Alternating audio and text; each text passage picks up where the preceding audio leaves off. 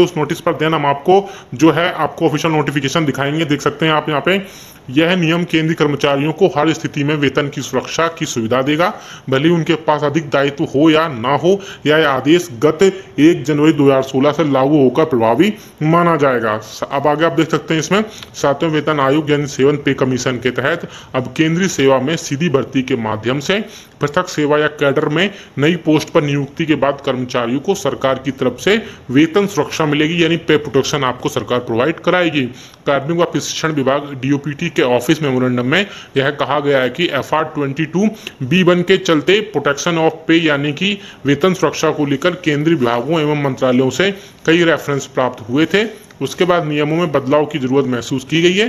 केंद्रीय कर्मचारियों के लिए यह बड़ी खबर है, अब सरकार ने वेतन से जुड़े नियमों में बदलाव कर दिया है। आदेश के अनुसार वेतन सुरक्षा यानी पे प्रोटेक्शन का यह प्रावधान 7वें वेतन आयोग के नियम FR 22B1 के अनुसार लागू होगा।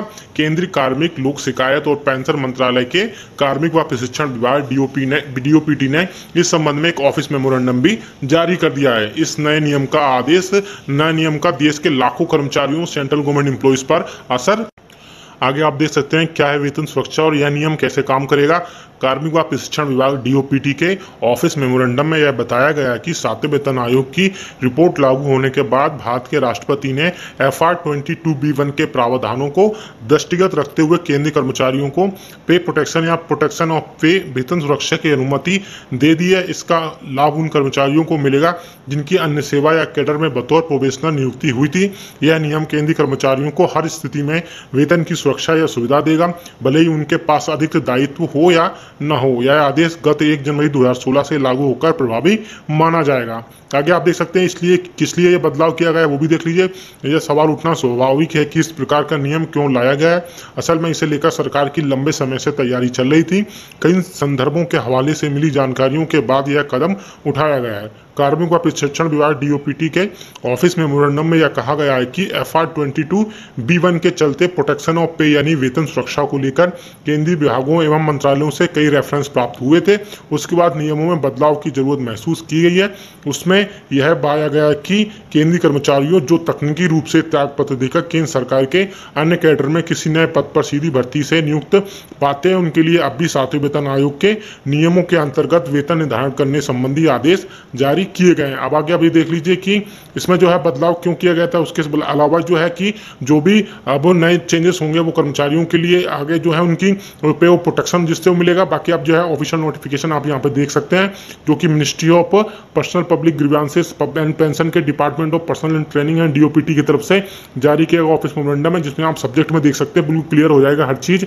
आप देख सकते हैं सब्जेक्ट में इसमें protection of pay to the central government servant consequent to appointment to a new post in different service or cadre in central government through direct recruitment where either higher duties and responsibilities are involved or not, as the case may be under FR 22B1 in the 7 CPC scenario। यानी 7वें वेतन आयोग में वो सब कर्मचारी direct recruitment के through अपने जो है अपने कहीं भी हायर ड्यूटीज में जाते हो या रिस्पॉन्सिबिलिटी में जाते हो उसमें इन्वॉल्व हो या ना हो, लेकिन उन्हें FR 22B1 के तहत उन्हें जो है 7वें वेतन आयोग के हिसाब से जो है डिफरेंट सर्विस में जाते हैं, डिफरेंट कैडर में जाते हैं सेंट्रल गवर्नमेंट एम्प्लॉइज, तो उनको जो है आप पे जाएगी। इसलिए आप वीडियो को पूरा जरूर देखें। तो दोस्तों देखिए, कर्मचारी भविष्य निधि संगठन के दायरे में आने वाले कर्मचारियों और पेंशन भोगियों का जो न्यूनतम पेंशन है वह 7,500 रुपये मासिक किए जाने की मांग को लेकर राष्ट्रीय संघर्ष समिति ने पूरे देश में आंदोलन करने का निर्णय किया है।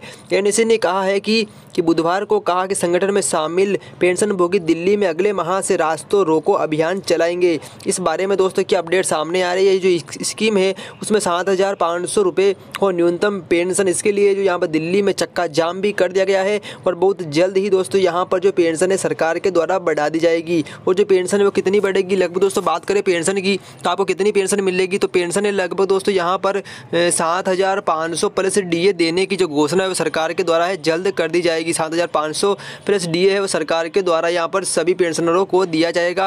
पहले जो पेंशन है वो काफ़ी कम मिलती थी, थी लगभग यहाँ पर आपको पता होगा पहले यहाँ पर 2000 के आसपास से जो पेंशन मिलती थी, लेकिन अब से जो पेंशन है वो बढ़ा दी गई है। अब से जो पेंशन है वो 7500 प्लस यहाँ पर है डीए मिलेगा और जल्द ही दोस्तों इस बारे में सरकार के द्वारा यहाँ पर अपडेट आएगी। और दोस्तों जो आपकी पेंशन है उस संबंधित जब भी कोई सूचना आती है तो आपको हमारे इस चैनल के माध्यम सबसे पहले अपडेट मिलती है। इसलिए दोस्तों अगर आपने इस चैनल को अभी तक सब्सक्राइब नहीं किया है तो आप जल्दी इस चैनल को सब्सक्राइब करके बेल आइकन को ना जरूर करें, ताकि पेंशन जुड़ी हर छोटी से छोटी बड़ी से बड़ी सूचना आपको सबसे पहले मिल सके। दोस्तों इस तरह से यह पेंशन का स्कीम रहेगा। लगभग यहाँ पर सभी को 7500 प्लस डीए देने की जो घोषणा है वह सरकार के द्वारा पर जल्द है की जाएगी, क्योंकि यहाँ पर अगर सरकार इस मामले में अगर जल्दी निर्णय नहीं लेती तो यहाँ पर सभी कर्मचारियों के द्वारा यहाँ पर रास्ता रोको नामक अभियान है वो चलाया जाएगा, ताकि यहाँ पर जो पेंशन है वो जल्द से जल्द है बढ़ा दी जाए। तो इस तरह दोस्तों ये कार्यक्रम चलेगा और पेंशन आपको पता होगा कितनी पेंशन मिलेगी, 7500 प्लस डीए, और जल्द इस बारे में सरकार के द्वारा निर्णय ले लिया जाएगा। जैसे इस बारे में कोई सूचना आएगी